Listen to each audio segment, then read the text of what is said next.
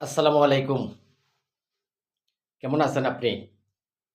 মাশাআল্লাহ আমি খুব ভালো আছি। শোনেন,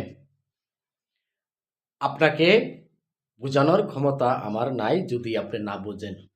আমি আবারও বলছি, আপনাকে বোঝানোর ক্ষমতা আমার নাই যদি আপনি না বোঝেন। কথাটা মিলিয়ে নেন। আপনি যখন জন্ম নিছেন, একা গোসল করতে পারেন নাই, একা খাইতে পারেন নাই, একা পোশাক পরতে পারেন নাই।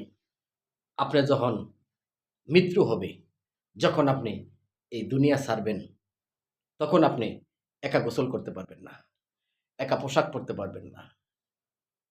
এর মাঝখানে আল্লাহ পাক আপনাকে কিছু টাকা দিছে, কিছু সম্পত্তি দিছে।